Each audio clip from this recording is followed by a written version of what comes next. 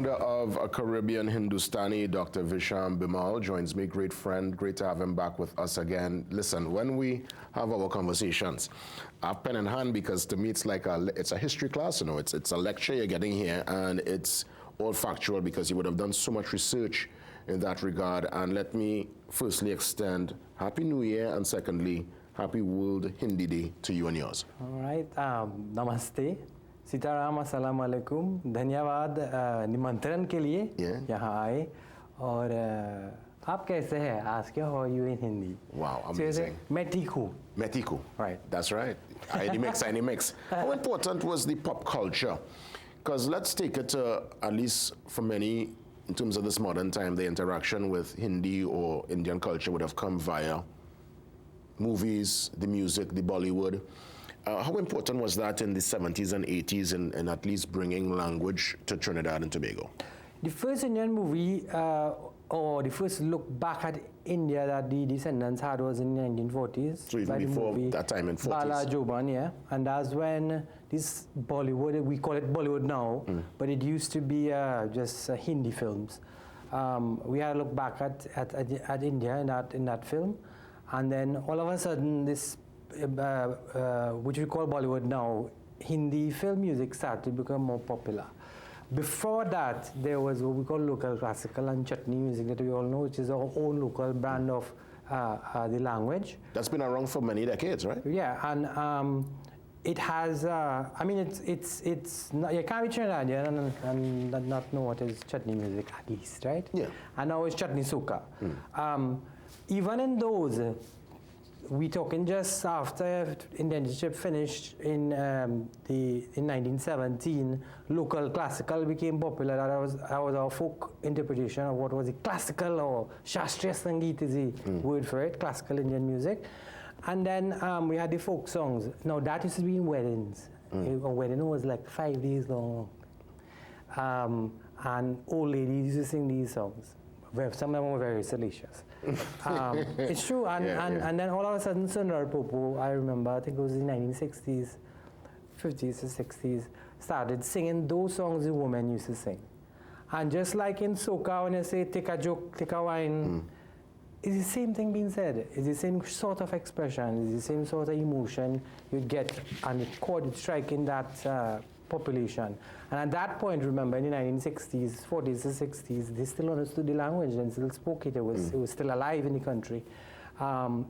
Even people who were not of Indian origin used to speak it, and Patois. So it was Patois, English Creole, as well as Bhojpuri. Those were the three. Bhojpuri is related to Hindi. Hindi is we could say, a formal form of Bhojpuri, just like you have American English, British English, and then you have Trini English, you have Trini Standard English. Yeah. So it's our standard of that Hindustani language. Amazing. Again, you know, I'm happy you mentioned the likes of Sundar Popo, cultural icon, and, you know, his contribution, I would imagine, it's well documented that he played such a significant role, even in bringing some of the culture and crossing it over into the other aspects of Trinidad and Tobago's life and culture. Because he, I mean, as you rightfully said, before the chutney soca part of it, it was chutney. And chutney came out of the classical, the local classical. Well, the local folk art form. Art form, fantastic. What's the usual occurrence for World Hindi Day across the globe? All right, so we have to understand why we celebrate World Hindi Day, right? It's World Hindi Day. Vishwa, World International. Hindi, Divas, as a formal form. Just like any language, even the English language, we could talk about, and I could tell you certain parts of history, which is quite important that people didn't know. Hindi itself also has its important events.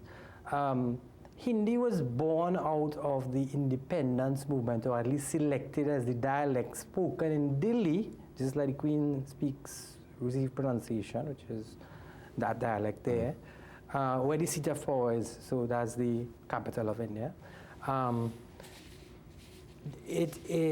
At the time of the independence movement, they had to choose, well, a language. Yes, English was the standard, and there was this, English was, when I say standard, the formal language is spoken in Parliament. That's what the British left. They speak both Hindi as well as English in the Parliament of India.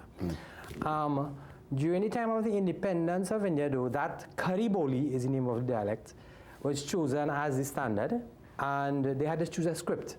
We call it the Hindi script, everybody call it, but Devanagari script. Prior to the independence of India, which shortly happened after World War II, Hindi was written in, it wasn't even called Hindi, it was called Hindustani, like Caribbean Hindustani, that's why I chose the name. So Hindustani is the less nationalistic name, and it was written in different scripts. It was actually the formal form by the British in administration and law written in the Persian or Arabic script. So that was the script before, so they had to choose what script to use, and they choose a new script, which is the Sanskrit script or the Devanagari script. We celebrate Hindi Day on the 12th of September when that script was chosen. Amazing. So it's almost like a double celebration, as it were, every year. And every year. And 10th was when, after the independence of India, Indira Gandhi, the Prime Minister, she had hosted and wanted to boost, just like the French like to boost their French culture with their French language, boost Hindi as that fight for, they wanted it to be, let's say, the second official language, which it is. Because I said in Parliament in India, they speak both English as well as Hindi formally, and she had hosted the very first international conference in the 1970s on January 10th. That we celebrate International Day today. Today, fantastic. Thanks so much for the history. Is this day also recognized in territories like Guyana and Suriname where Hindi is still spoken? Yes, because I mean, as a Trini, I identify as a Indo-Trinidadian. I say Trinidadian first and then of Indian origin. Hindi is part of our identity. It is, yeah. In Trinidad, we don't speak it anymore. In Suriname, they still do speak it. They speak formal Hindi, which we celebrate today as World Hindi Day. And they, when I say everybody, once you're of Indian origin, you have some knowledge and could understand. They also speak Sarnamese Bhojpuri, which they call Sarnami, which is related to Hindi. That's the language brought by the indentured laborers, similar to our Trinidad Bhojpuri, as well as in Guyana. We all see it as a form of our identity. And even Suriname will be even more interesting because of the Dutch influence too, and the Javanese folks who would have come from Asia. So, you know, Suriname is a real melting pot, you know, in terms of... compared to Trinidad. Yeah, they are truly a melting pot. For those who want to continue this conversation with you, to pick your brain, to really continue this lecture and to get more information, how could they contact you? Well, we have the website, CaribbeanHindustani.org. We also have Caribbean Hindustani, the YouTube page, as well as Caribbean Hindustani on Facebook. You can message us there. My contact information is there. We are going to have Trinidad Bhojpuri classes pretty soon, just like we have the Trinidad Patois classes, as well as Hindi classes. I just want to say that Caribbean Hindustani was responsible during the COVID.